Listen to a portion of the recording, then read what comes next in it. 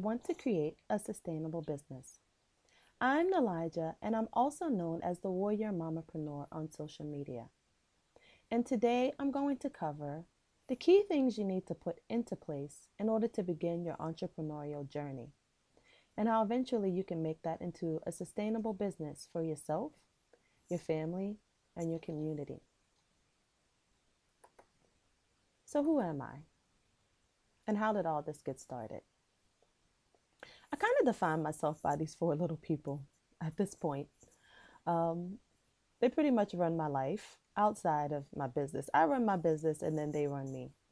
But these are my four children, and they range from 7 months up to 11 years. And they've been trotting on this path with me for a long time now. I've been at this for over 15 years. So, how did this really all get started? I like to attribute it to I've always been a crafty person, but I joined a movement called the National People's Democratic Uhuru Movement. And some of you may be familiar with Amalia Shatella, but I was a part of that movement back in the day. And they had a big conference in Florida, and there was a sister that got a charter bus, and we all went there. And during the course of that journey there to Florida, back, and while I was there, I saw a lot of sisters kind of had a little side hustle, with crocheting and making things. And aside from the National People's Democratic Uhuru Movement opening my eyes to what was happening to African people all over the world, I was able to connect with the sisters there and see that, like I said, they had this little side hustle going on. And that's something that I could do as well. So when I got um, back to school, I decided I was going to incorporate some of these things as well. And so I did. Like I said, I always been a crafty person. I always enjoyed making things. I would usually just make things for people, especially when I was an undergrad, and just give things to people. But now I thought, hey, I can make money with this. So I started crocheting and I started sewing. I started making body products. After all, I was actually in school for chemistry. So I started experimenting with making body products. And I found a place basically for me to sell those things. They had usually every Friday where I was in Carolina, they had a little jazz festival. So for a small fee, I could go set up and sell my wares. So I did. I was already, as I said, in graduate school, and I was receiving a stipend because I was a graduate assistant there. And so this was my little side hustle. And eventually I said, hey, I want to start selling to stores, my hats, my crochet hats. And I did that as well. And so I kind of added that to the repertoire. So that's kind of how it all got started. And it kind of grew out from there. So as I said, I have been doing this for over 15 years, and I pretty much bootstrapped the businesses. It kind of worked in my favor that, as I said, I was getting a stipend at that time. So all the money that I got, that I generated from, setting up at little festivals or selling to stores, I could just invest it back into my business, even though it wasn't a whole lot. But eventually it got to the point where I was spreading myself too thin, and I really wanted to get serious about this. So what I needed to do was to narrow down my focus. And we'll talk about this a little bit later. But with the knitting manufacturing business, I decided that I was going to focus solely on knitting. And I was going to stop the sewing. I was going to stop the jewelry making. I was going to stop the body product making so that I could really solely focus on that. I kind of gotten it down to two areas, which was the knitting and the body products. And I just really had a passion for making body products. But I had to make a hard decision. There were quite a few people out there that I knew of that were making body products, friends of mine.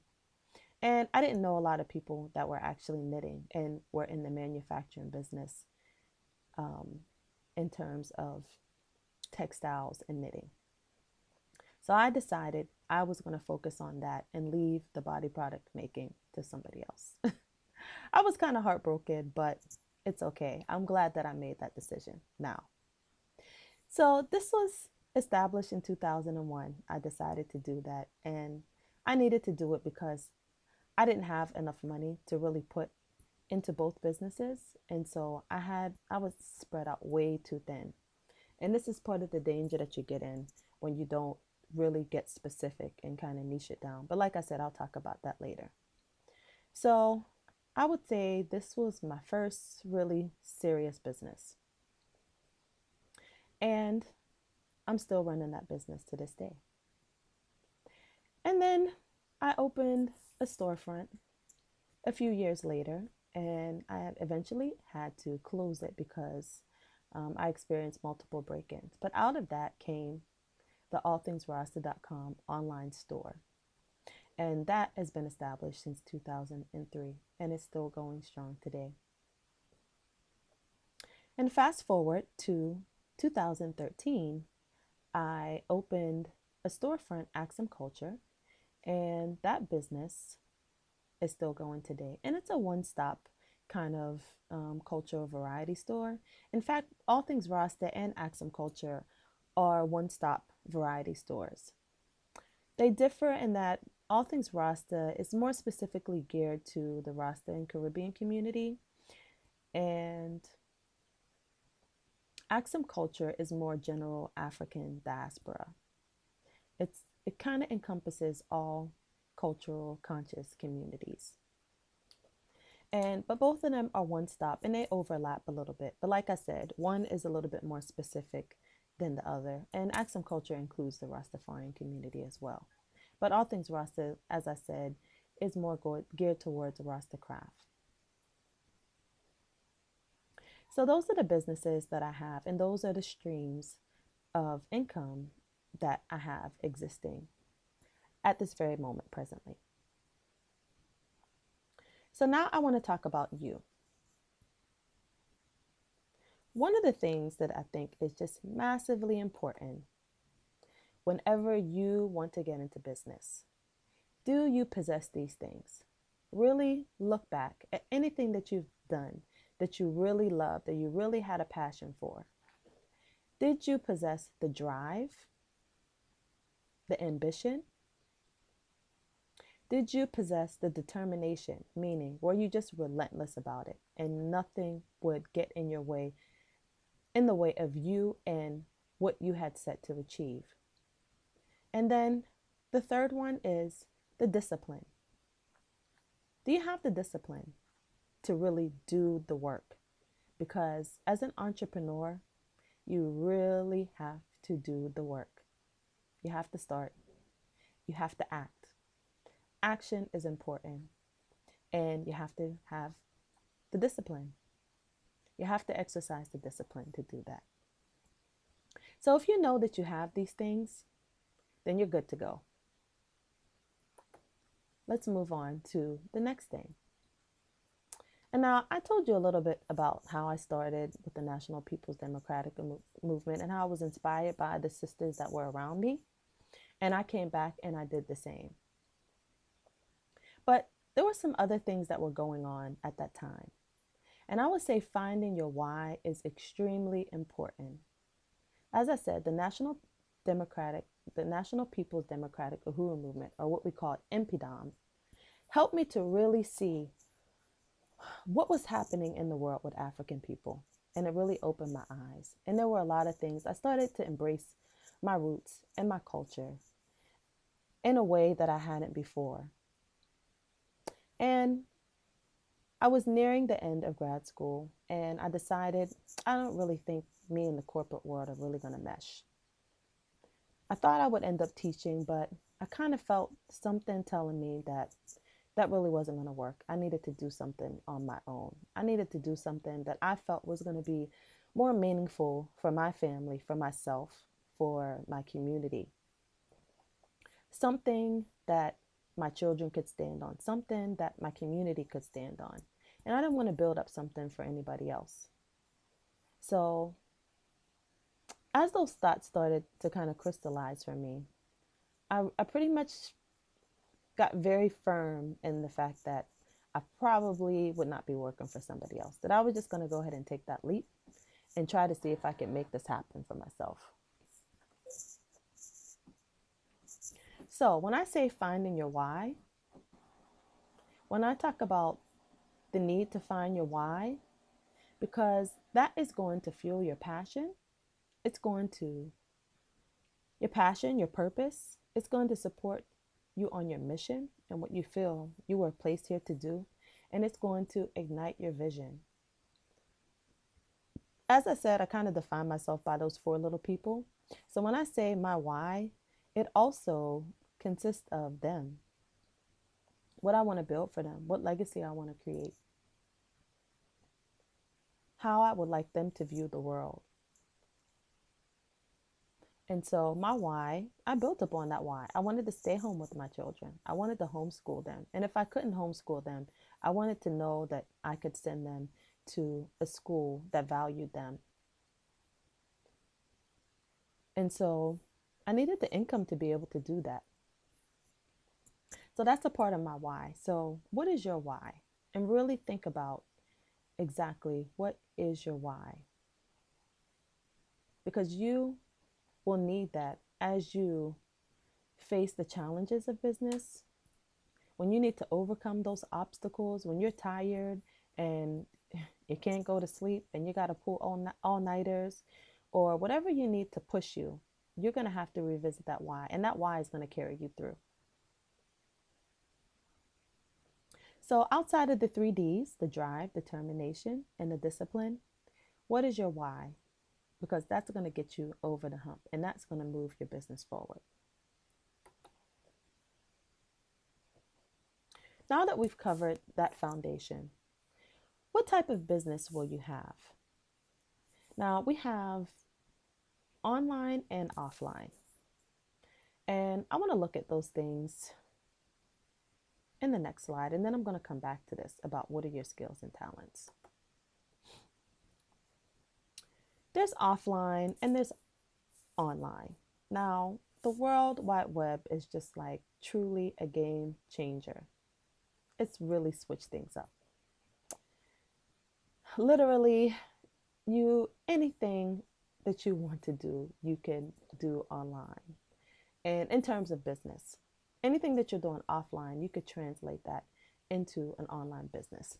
But let's just talk about the pros and cons of online. For one, with online, you have lower startup costs. Now, there is an overhead cost for having a business online. But like I said, by comparison to offline, it's much smaller and you could do it much more gradually. Of course, for those of you that are mothers like myself and want to work from home, that's extremely valuable. Offline, usually out of the home, unless it's attached to your home. And then the access. For online, you have access to a greater audience and they're pretty much at your fingertips. Of course, you have to promote and you have to find your audience. But with offline, you're kind of limited to localized outreach. So now, let's go back. What type of business will you have? So now we see online versus offline. And I want you to start thinking about what skills, what talents you have. What people have told you that you're good at in the past? What do you know that you're good at? What jobs have you had and what experience? Think about your resume and look at your resume and really look at the skill set that you have. What are you an expert at? What do you feel like that you know that you're good at and people tell you that you're good at? And you could translate that into an online business through maybe product creation. And product creation doesn't just have to be a physical product, because it could be a digital product through ebooks, through coaching, through consulting. How could you package up the skills and talents that you have and make that into a business? And that's what I want you to think about. In the meantime, I'm going to give you some examples because I have been observing a lot of people online creating businesses, making six figures out of businesses online from skills and talents and experience and expertise that they already have. So, what are some of these people doing? Especially with social media and all the different social media platforms that are available today. You got Twitter, you got Facebook, you got Instagram, um, you got Periscope, which is a new one. But you have access to so many people through the web and through all these different social media platforms. And a lot of us, not a lot of us, because I wasn't really heavily on social media. I'm really primarily on there for my business. But I realized the value of it and connecting with people and how I could use that to further my business. But some of us may be on social media and don't realize the power that it has and how we could use it right now and we could start monetizing social media or the followings that we have or the communities that we've already built. And we're just kind of on there shooting the breeze. But now we need to shift that mindset and start thinking about how we can monetize that and how we can make the community that we've already built work for us. So like I said, I like to give you some examples of what I've seen people doing, okay? Well, since we were talking about social media, let's talk about being a virtual assistant because there is a growing need for virtual assistants. And a lot of people are using people from overseas and things like that. But you could do that. You could master one area or one of the social media platforms in terms of business. And really do your research and your due diligence. Because if you could really master an area, then you can create a business off of that because there's a lot of businesses out there. Even like myself, it was tough for me to really learn social media. I know what a lot of these younger people coming in, it's just like secondhand, but they may not be using it for business. But for me, I really had to shift my mind to say, I have to learn the social media piece. I have to learn it. But there are a lot of people out there that they struggle with that. So guess what? That's a problem that you could solve. So think about being a virtual assistant in terms of there are places where you could go like Fiverr, like Upwork, like Odesk. These are places where they house virtual assistants. And that's anything from people that need help with social media, for people that need accounting tasks, or people that need transcription. So maybe you've done some of these things in your job already, and you could offer this as a service to people.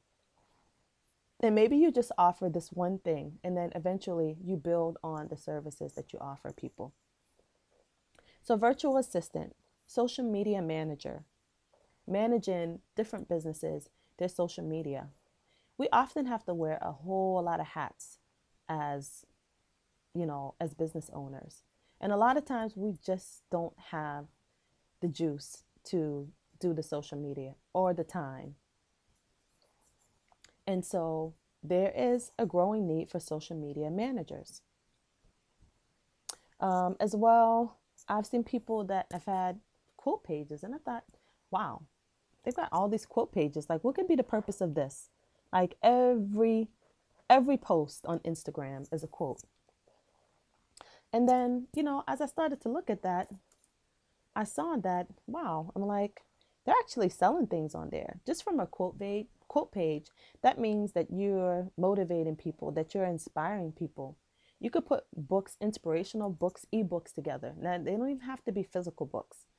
Inspirational ebooks. What about planners? What about people that need help with goal setting? And you have all these quotes on your page. You're already targeting a specific market of people that need motivation, they need pushing. So what if you put a workbook together that includes goal setting, that includes motivation, inspiration, that you could offer coaching services? Are you a good cook? Is it just come easy to you? Could you put a meal plan together? Can you on a weekly basis for somebody? Could you show people how to do it?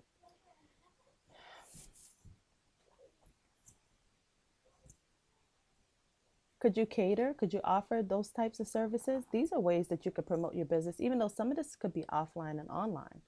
But let's just think in terms of digital products. If you're a good cook and people need help planning their meals weekly or monthly, you could offer that service through online. Um, with Periscope, you could offer cooking tutorials.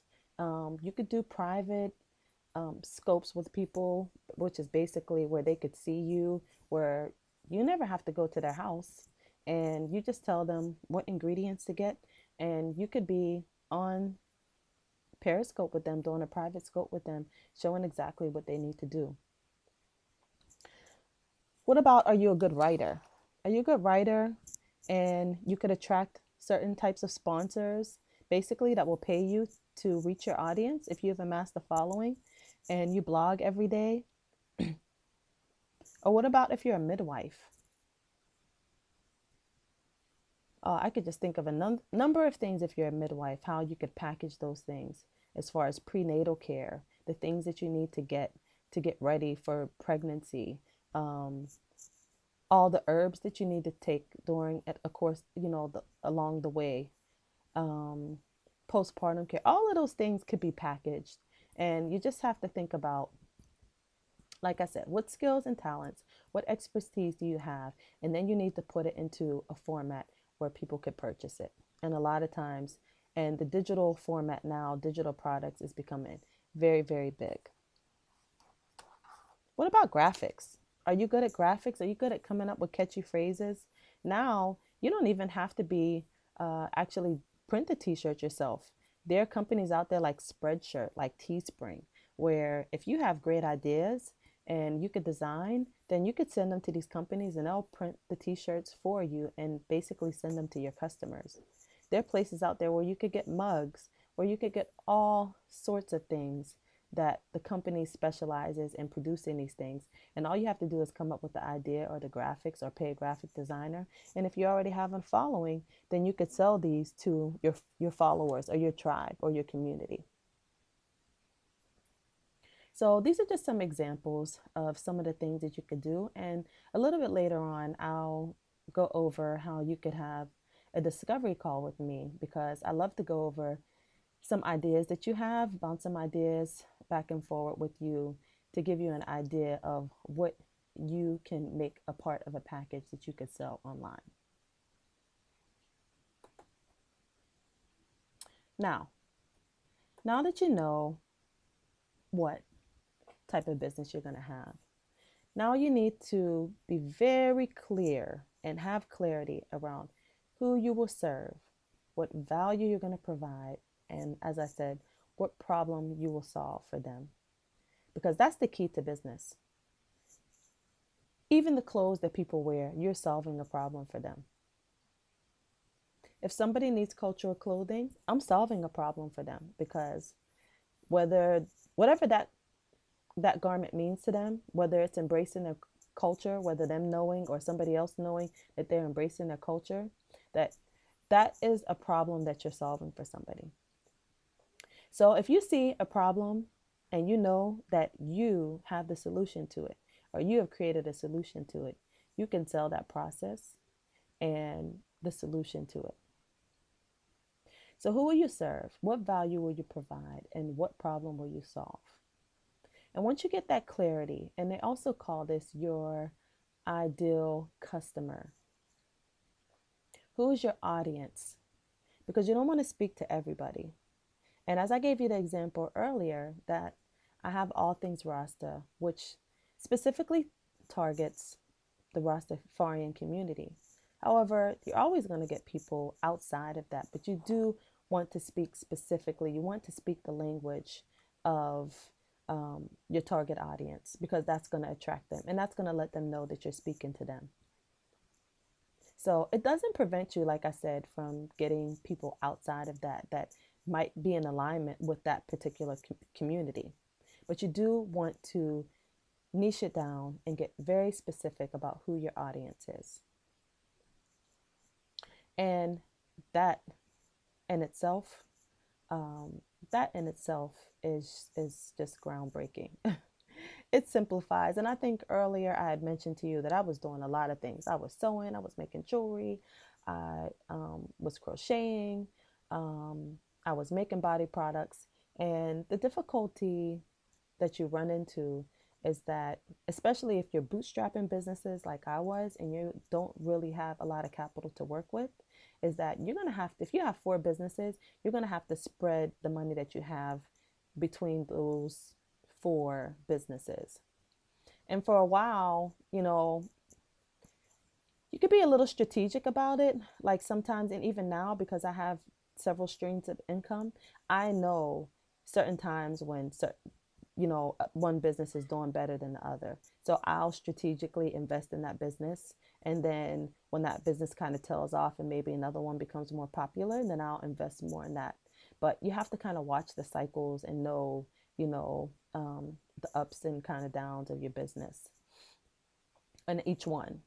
So, like I said, that really simplifies things if you could really niche it down and get very specific. And your money can stretch. Your money can stretch so much further. You could drive down the cost of the materials just because you could buy in greater volume. And so, of course, that increases your profit margin. So these are the things that you want to look at. So get that clarity around who you're going to serve, where they are, how do you reach them, where do they hang out, and then you could target them and promote your products and services. Now, I touched on this a little earlier, but how will you fund it? Once you know why, what you're going to be doing, who you're going to be serving, how do you fund your business? And this could get very tricky, especially for Black businesses. If you have issues with credit, um, and a lot of times, I can say for myself that when I started college, that I got a whole bunch of credit cards because they have that table there and you could get your first credit card and blah, blah, blah.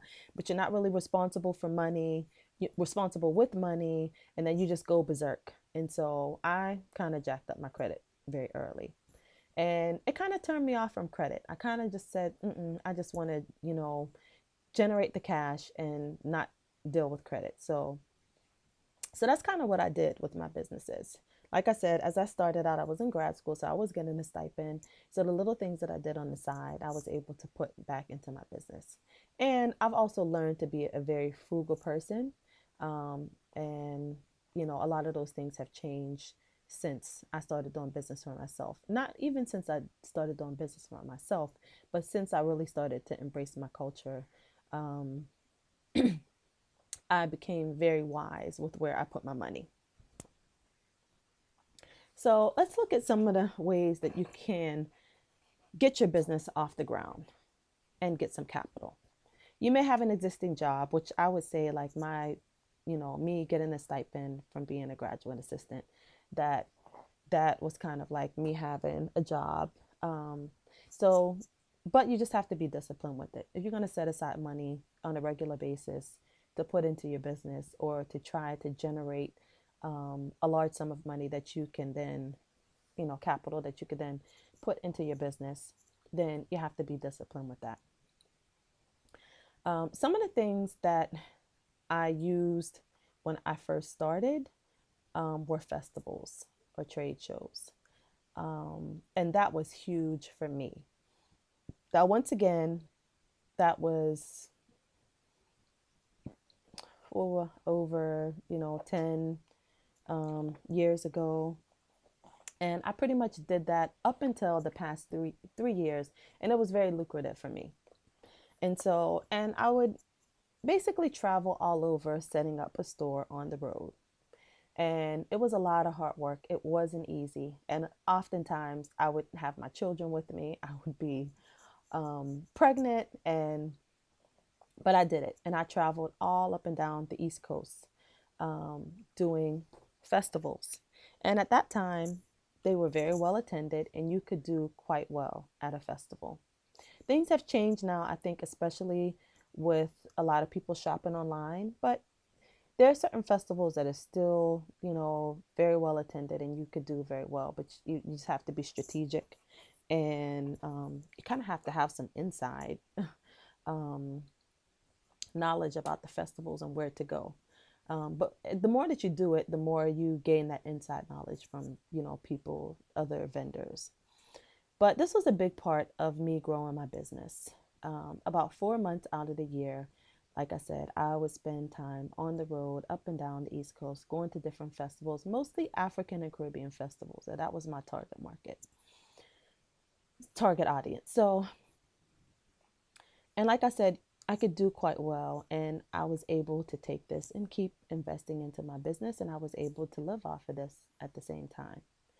And but one of the things that I did for every festival that I went to, if I could, while I was there, before I left that city, I would not leave that city without connecting with a local cultural shop there.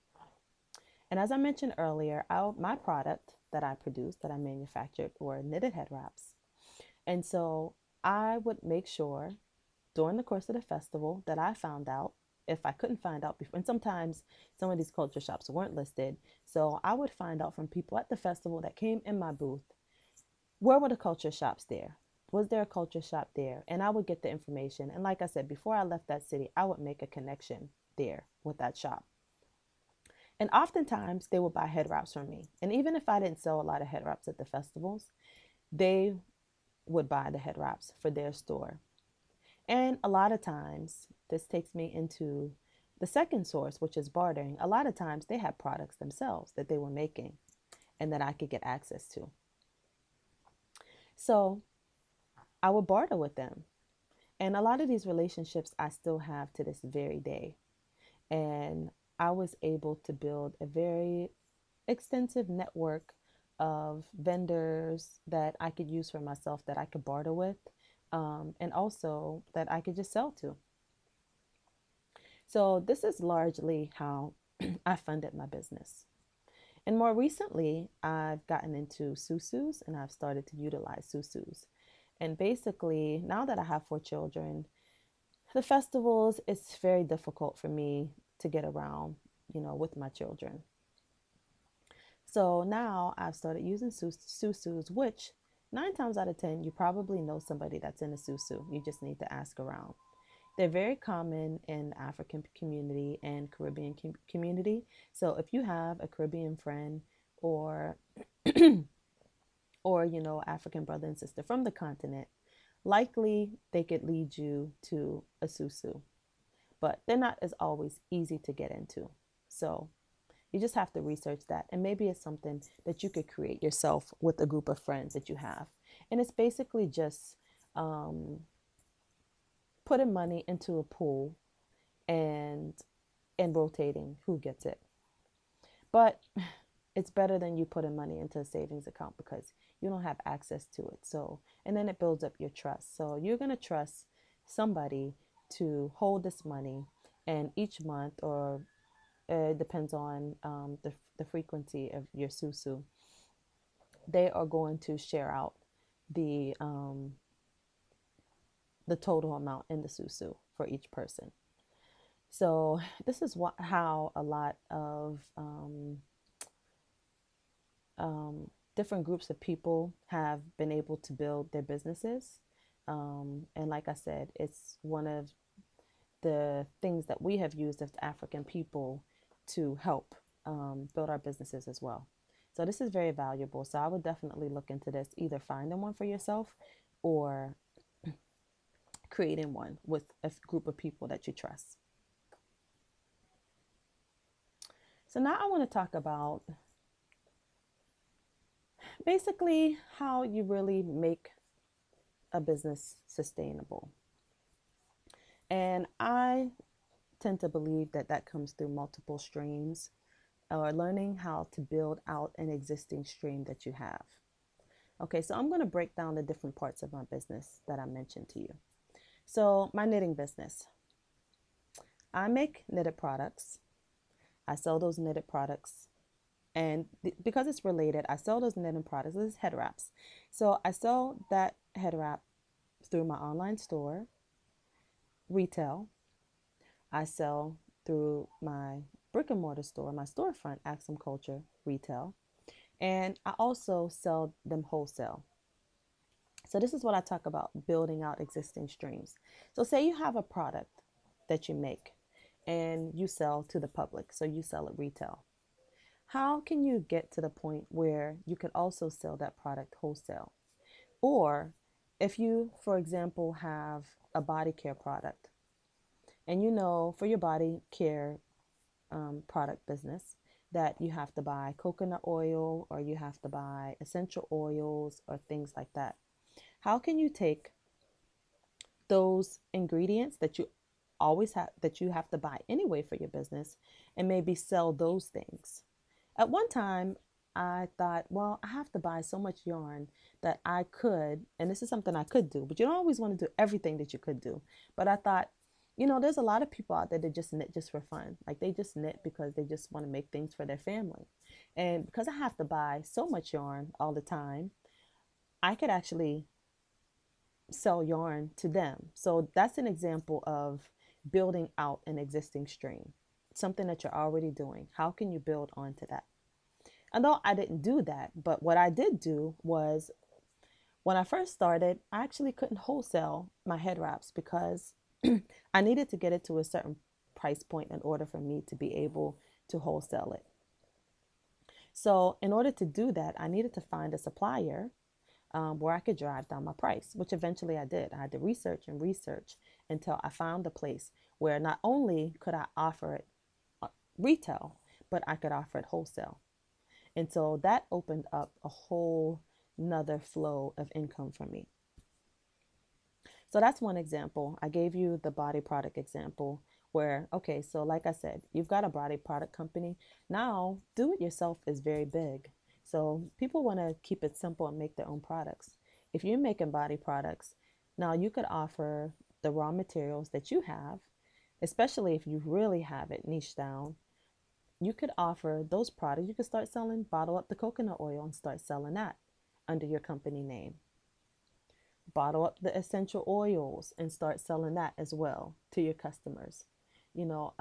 Research essential oils and find out the value. If you're already using them with your company, you probably already know the value of those things.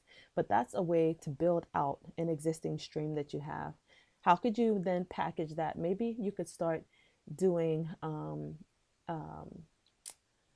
informational kind of workshops on essential oils. And from there, maybe you could put packages together, digital packets that you could put together to help people reduce stress, to achieve calm, how to incorporate essential oils on a daily basis. There's so many things that you could do with essential oils. So that's another way that you could build out something that you're already working on. You already have a natural product company. You already use essential oil. You already understand the power of essential oils. So how can you create another product off of something that you're already doing and build that stream out? So if it's related, that's great, but they don't necessarily always have to be related. Maybe, you're working on that, but like myself, you're a mother of four children. Maybe you've created a system for people to homeschool and do it, easily. Or maybe you've created workbooks that would be helpful for a homeschooling mom or a busy mom or somebody that's a business owner like myself that may not have time to put a workbook together, but that's very valuable. Um, and so you could provide that for them. So it doesn't necessarily have to be related. It could be something that you're doing every day. If you're every day you're researching homeschooling information that other people might find valuable. Maybe they want to subscribe, maybe make it a paid membership or monthly where they get tips and from you or strategies from you for homeschooling or things like that. So they don't necessarily have to be related. So me being able to support my family for the past 15 years, support myself and my family, has been through having multiple streams of income. And I talked to you about the three businesses that I have. And so that's how you really make it sustainable. Now I want to talk about making it sustainable for your community. Because one of the things that we suffer from as African people We are estimate. I think it's estimated to spend $1.1 trillion as Black folks in the United States, and we have money circulating in our community for about 6 hours, as opposed to, I think a report came out not too long ago that said in the Asian community it circulates up to 30 days. In the Jewish community it's up to about 20 days. um, in our community it's 6 hours. Okay. And so where you put your money is where you put your power. I don't know who said that first, but it's so true. And what we have to understand is that we have to keep the Black dollars in the community. So giving back, recycle Black. Okay. So giving back to your community and keeping the dollars in the community. And this is a big part of my why too. Like I said, as I started to become more aware and I started to take on that Garvey message and charge of self-reliance and self-determination and economic empowerment that Garvey spoke of, I realized the need to keep the dollars as much as possible in my community. And anything that I could get Black, then I will. So, and that's a process of giving back. And that's a process of sustainability, sustaining yourself and sustaining your community and your livelihood. Because if we don't do it, nobody else would. If we don't think it's important, nobody else will. If we don't value it, then we have to value it ourselves enough to say that if I have to spend a few extra dollars but I could get it Black, I'm going to do that. I'm going to support that person until they can compete with this other person and give it to me for a lower price, or well, they could give me more options. And so that's where I feel like our mindset has to be. And like I said, that's a big part of sustaining yourself as an African person. So the next thing that I want to talk about, because I think that that is also massively important in terms of sustainability, because if we're not sustaining ourselves, then who are we sustaining? Which is, like I said, I wanted to work for myself because I didn't want to build up anybody else. I wanted to build up myself, and I'm a part of the African community, and in hopes that that will lead to sovereignty for us as a people, and that will lead to power for us as a people. So what I want you to do right now, because this is what a lot of, I'm going to jump back because this is what a lot of entrepreneurs tend to deal with. And it's overcoming fear. And how I normally handle this is whenever I want to do something, because for a lot of us, sometimes things could just be cycling around in your head. And then you never do anything about it. You got all these great ideas, but you never do anything. So one of the things that I want you to do is not to overanalyze things. Just start. When you see yourself like, nope, you got all these ideas, just start on one idea. Narrow it down, start on one idea, and start doing something. Because the sooner you start, the easier it will become. And it's just like when you have a paper and, a lot of people have a hard time, writing. And so, but once you start writing, you start making connections. It's like, ooh, this is good. And then, but if you don't start, you never get to that point. You never get to the point where you could problem solve. So just get out there, start building your foundation, start building your tribe. Your tribe, that's your family. Start building a connection to people, on social media. If you're already on social media and you already have, and mostly I see people in there 5,000, thousands of friends and blah, blah, blah. So these are already people that connect or are attracted to you. So start building your connection, start deepening your connection with them, and put a package together of something that you can sell to them and that they will support you. Because that's what your tribe does. That's what your family does. They support you in your efforts. And then if they don't, but out of the percentage of, I don't know what percentage of people that you have on there, but some of them are going to support you. And then once you start to understand who you're targeting, then you'll find more like them, and then they'll share. So start building the foundation, because even if you don't have a business right now, start connecting more with your audience. And like I said, once you kind of jump and leap in, things just start coming. Things just, I find that with myself, the more things that I do, um, the more I realize that if I hadn't started it, I can never get to this point. You can't get to point B, C, and D if you don't start on that road, start on that path. So just get your engine moving and trust and believe that everything that you need will fall into place and you will be assisted on your journey. So, what I do have to help you with this, um, these are some of the business tools and resources that I have used in my business, and I've outlined them. And you could go to this link right here, bit.ly/biz sustainability toolkit. And it's all lowercase and it is case sensitive. But the tools that I have there, website services, how to get your website set up, companies that I recommend that I've used. And like I said, I've been doing this for over 15 years.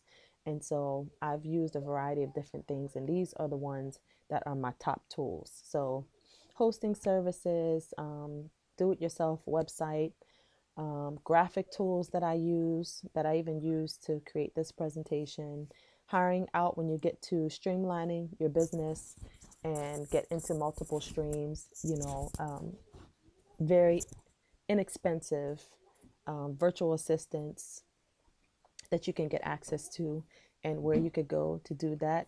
Financial and accounting systems that I've used for my business. Um, and I've got a list there of recommendations. So you can go to this link, bit.ly/biz sustainability toolkit, and you could get access to this. Now, in addition to that, if you need some further help with this, you could go to this link and bit.ly/BSS biz discover me, and I will help you.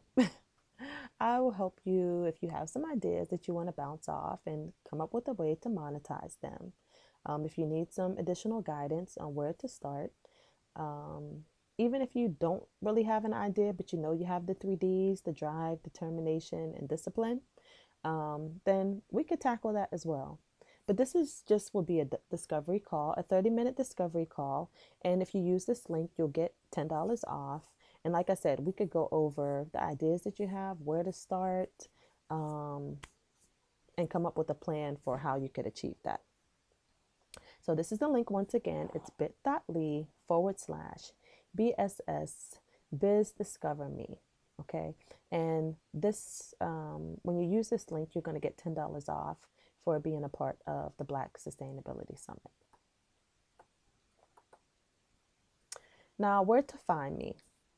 As I said, I am also known as the Warrior Mamapreneur, and you can find my blog and basically all of the products and services that I have and all of my businesses are kind of housed here at thewarriormamapreneur.com. I'm also on Instagram as at the Warrior Mamapreneur. That is my social media handle on Instagram. I also have a website, accentculture.com, as long as a storefront. And I have an online store, allthingsrasta.com, that I mentioned earlier.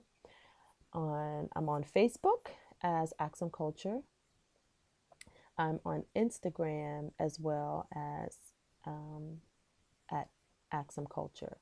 And I also am on Periscope, which is a relatively new app, live broadcasting app. And my handle there is Axum Culture. So that's where you can find me. And I would love for you to come and connect with me in any of those places or all of those places. So finally, I want to thank you for investing your time in yourself. And I hope that you take your ideas and you move forward either with myself or just, do the research. It takes the hustle and the grind. Just get in there, hop in there and create something. If you need some help with that, of course, I'm available, and you could go to that link, bit.ly/biz sustainability toolkit to get some extra help. And you could go to bit.ly BSS Biz Discover Me for assistance with me if you need a consultation. And you could see some of my other products there and more to come. I would hope that you would sign up for my newsletter, and so you could get free updates from what the Warrior Mompreneur is doing. And I hope to connect with you soon. And I thank you for attending. And peace and blessings to you and prosperity.